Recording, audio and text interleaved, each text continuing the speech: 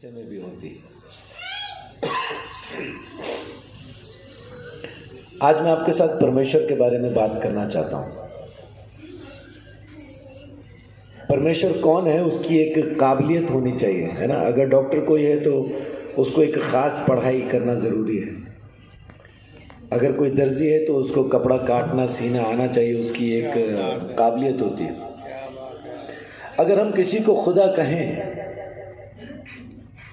तो पहली चीज़ जो उसमें होनी चाहिए कि वो किसी एक ख़ास मज़हब का, किसी एक ख़ास धर्म का, किसी एक ख़ास रिलीजन का पक्षधर नहीं होना चाहिए। अगर वो किसी एक ख़ास धर्म का पक्षधर है या एक ख़ास पंथ का संस्थापक है तो वो परमेश्वर हो ही नहीं सकता। वो परमेश्वर होने की काबिलियत से बाहर है, क्योंकि वो किसी एक ग्रुप के साथ रहना चाहता है। तो परमेश्वर वो नहीं है जो किसी एक ख़ास ग्रुप में रहे, किसी एक ख़ास मज़हब में रहे या किसी एक ख़ास जाति के साथ संबंध रखे।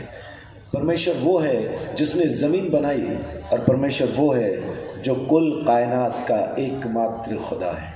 एक ही परमेश्वर है, कोई 2 4 6 8 10 12 15 नहीं है, एक ही है।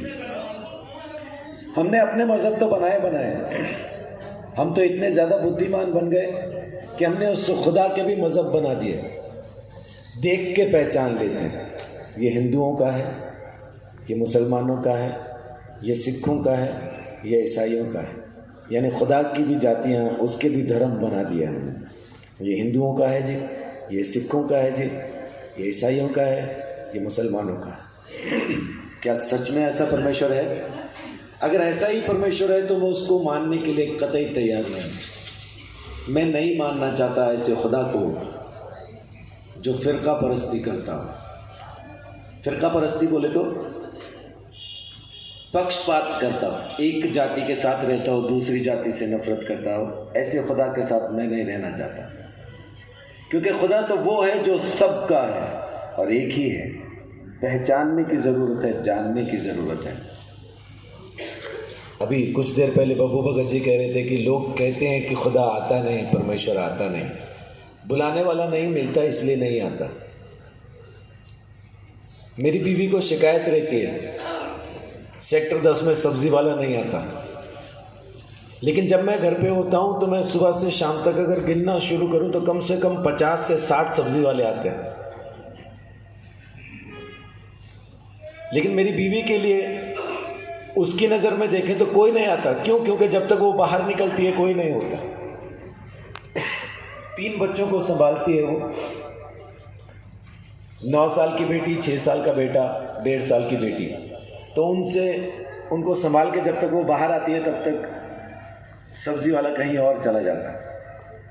तो इसका मतलब ये नहीं है, सब्ज़ी वाला अगर उसको नहीं मिल रहा है तो इसका मतलब ये नहीं है कि सेक्टर 10 में सब्ज़ी वाला नहीं आता। अगर आपको खुदा नहीं मिल रहा तो इसका मतलब ये नहीं कि खुदा है नहीं या आता नहीं है। वो ज़रूर है और ज़रूर आता है। बस आप अपने काम में ऐसा उलझे हैं कि जब आप उससे मिल सकते हैं उस वक्त पे आप उसको मिलते नहीं। आप अपने ज़मीन के कामों में ऐसा उलझ गए, आपको लगता है ये ज़मीन के कारोबार ही असल में सारे कारोबार हैं। परमेश्वर से मिलने का समय तो तब होगा जब सारे काम ख़त्म हो चुके होंगे। ऐसा नहीं है। मैं एक परिवार में गया, वहाँ पे जाके जब मैं परमेश्वर के बारे में बात करने लगा तो मैंने उनको कहा अपने बच्चों को बुला लीजिए, क्योंकि उनके 3 बच्चे और सबसे छोटे बच्चे की उम्र उस वक्त 17 साल थी। यानी उनको समझ थी, वो सुन सकते थे, समझ सकते थे। छोटा बच्चा 17 साल का है, बाकी बड़े हैं दोनों। तो माँ बाप ने दोनों ने कहा अरे नहीं, उनको रहने दीजिए, अभी उनका टाइम नहीं है इन सब बातों के लिए। मैंने बोला हाँ, ये तो आपने सच कहा, अभी तो उनका टाइम पाप करने का है। तो एकदम से सक पका गए दोनों और बोल रहे हैं नहीं, हमने ऐसा नहीं कहा। अच्छा माफ़ कीजिए, फिर क्या कहा आपने? अगर परमेश्वर की बातें सुनने का और मानने का अगर अभी समय नहीं है तो फिर कौन सी बातें सुन के कौन सी बातें मानना चाहते हैं? उसको तो फिर मैं पाप ही कहता हूँ। तब उनको भी समझ में आया, फिर आवाज़ देने लगे आजा मुन्नी चिंटू पप्पू, माने आजा। परमेश्वर को जब तक आप पुकारोगे नहीं वो आएगा नहीं।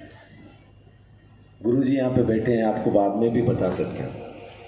हमारे हाथ के बनाए बुत में खुदा नहीं रहता, रहेगा भी नहीं। चाणक्य नीति 4:19 में लिखा है, मूर्ख हैं वो जो मूर्ति में परमेश्वर को तलाशते हैं। हम मूर्ति में मालूम क्यों तलाश रहे हैं? क्योंकि हम असल में उसको तलाशना नहीं चाहते, इसलिए बना बनाया मिल जाता है, उतना ही काफ़ी है। फिर हम कहते हैं भाव में है, भाव में।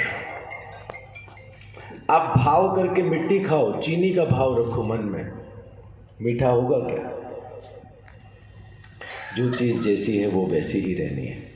हम सच को सच नहीं मानते, अपनी फिलॉसफी से उसको बदल देना चाहते हैं। बदलेगा नहीं, सत्य तो सत्य रहेगा, वो बदल नहीं सकता। तो आप क्यों परमेश्वर को बदल के कुछ और ढंग से पाना चाहते हैं?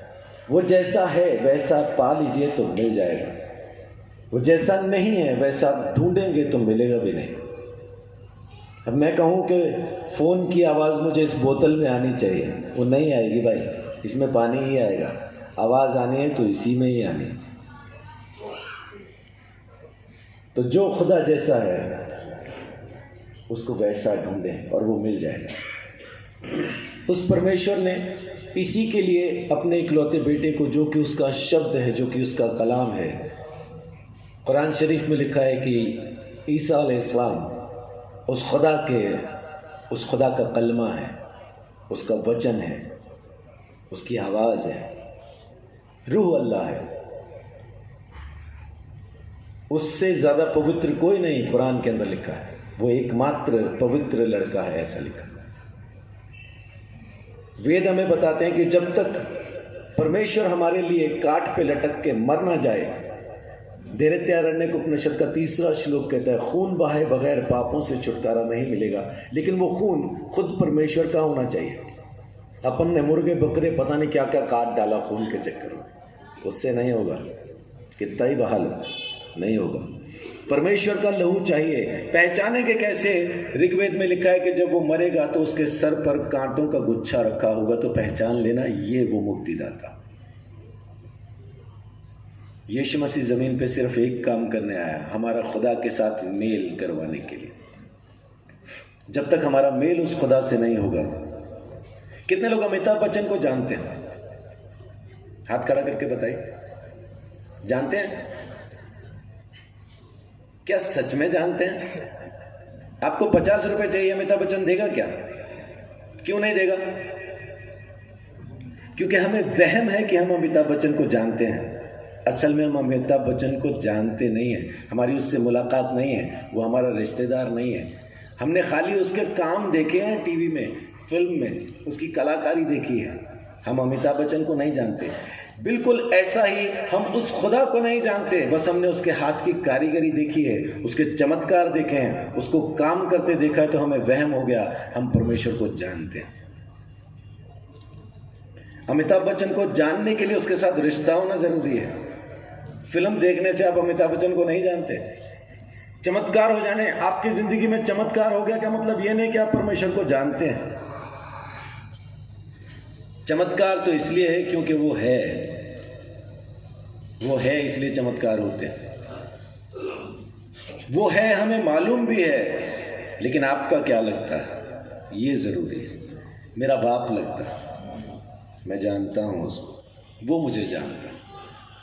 जब मैं यहां से जाऊंगा, उसके घर में जब मुझे प्रवेश करना होगा, एक सवाल वो अगर पूछे, अगर वो आपसे भी पूछे, वो खुदा आपसे पूछे, मैं तुझे अपने घर में क्यों आने दूं, तो क्या जवाब है आपके पास?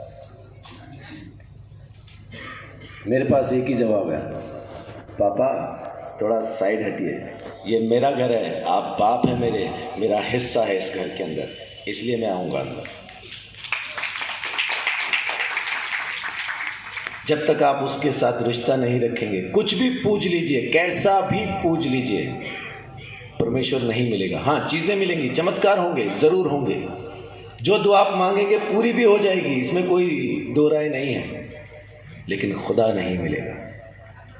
उसको मिलने के लिए उसी को मिलना ज़रूरी है, चीज़ों से नहीं होगा। तो आज सिर्फ इतना ही कहता हूँ कि यीशु मसीह को उस खुदा ने सिर्फ इसलिए भेजा ताकि वो खून बहा के हमारे लिए कुर्बान हो, और उसके लहू के द्वारा हम सब का दाम चुकाया जा सके, और हमारा रिश्ता वापस उस परमेश्वर के साथ हो सके। कितने लोगों को शरीर में दर्द था जब मैंने बोलना शुरू किया? है कोई ऐसा जिसके शरीर में दर्द था? सब अच्छे हैं, सब तंदुरुस्त हैं। अरे अपने लिए ताली बजाइए भाई। ज़मीन पे ऐसी टुकड़ी मुझे बड़ी मुश्किल से मिलती है जहाँ कोई बीमारी नहीं है ना, सब तंदुरुस्त हैं। लेकिन अगर आप में से किसी के शरीर में दर्द था तो महसूस करके बताइए अब है क्या? क्योंकि जहाँ खुदा की बात हो वहाँ दर्द रह नहीं सकता, वहाँ बीमारी रह नहीं सकती। चमत्कार अपने आप होते हैं, क्योंकि परमेश्वर की मौजूदगी में चमत्कार यूं ही होते हैं। उसके लिए आपको ख़ास कोई तपस्या की ज़रूरत नहीं पड़ती, बस एक ही चीज़ लगती है और उसका नाम है खुदा। सो इतना ही कह के मैं आपके इस समय से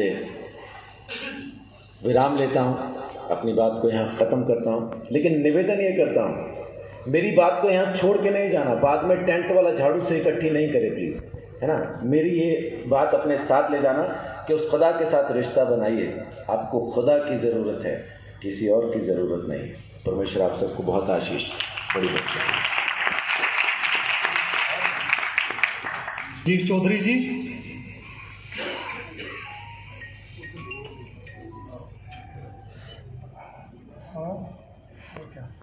मेरा निवेदन आदरणीय महाराज श्री के श्री चरणों में कि पास्टर जी को